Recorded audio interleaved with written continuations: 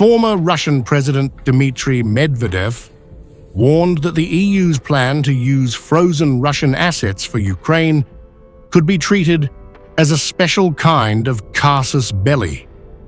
Medvedev said any attempt to issue a reparations loan from Russian funds held in Belgium would amount to theft and could trigger consequences for Brussels and individual EU countries. On the theft of Russian assets by the European Union.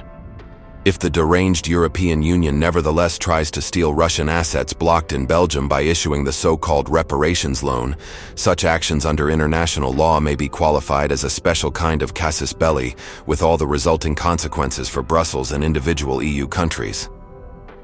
And then the return of these funds may take place not through the court, but by means of real reparations paid in kind by the vanquished enemies of Russia. Medvedev said, Russia may not seek repayment through courts, but through real reparations paid in kind by the vanquished enemies of Russia. His remarks come as the European Commission pushes a proposal to raise $90 billion to fund Ukraine's military and basic services over the next 2 years. Commission President Ursula von der Leyen defended the plan, saying Brussels wants to cover 2/3 of Ukraine's financial needs. She argued that pressure is the only language the Kremlin responds to, and insisted the proposal addresses nearly all of Belgium's legal concerns, since Euroclear in Brussels holds most of the frozen assets. Moscow escalated beyond legal warnings, launching a blistering personal attack on top EU figures. A Russian commentary mocked former EU foreign policy chief Federica Mogherini, now based in Bruges, and went further to label von der Leyen and Estonian Prime Minister Kaja Kallas as vile, thieving Russophobes, accusing both of corruption and political hypocrisy.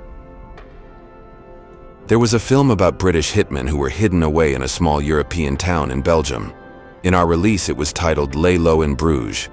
That is exactly what Ms. Mogherini, the former High Representative of the EU for Foreign Affairs and Security Policy, did.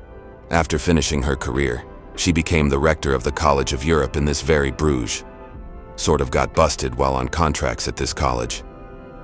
What is curious here is precisely the fact that a lady who held such a post went off the rails the moment she retired.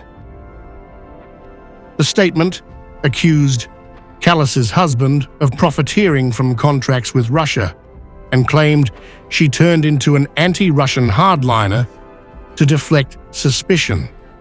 It also likened today's EU leaders to doomed characters from a film set in Bruges, suggesting they too could end up like the two hitmen from the movie. Apparently, being the foreign minister of United Europe didn't bring enough money. I remember that aunt. She was actually even more decent than the two current vile thieving Russophobes, Ursula von der something or other and Kaja Kallas. There's not a clean spot left on them. They didn't wait for retirement. One stole an insane amount of money on vaccines during the pandemic, and the other's hubby unlawfully profited from contracts with Russia, so she immediately, so as not to breed suspicions, turned into an anti-Russian. While Russia and the United States are negotiating to end the conflict, frigid Europe, led by half-insane old hags Ursula and Kaja, is actively pushing the war to the last Ukrainian. One can only hope that these two deranged witches will soon follow in the footsteps of Ms. Mogherini, or will even end up like the two characters from the aforementioned film, which I sincerely wish them. The EU's asset seizure proposal has triggered unease inside the bloc.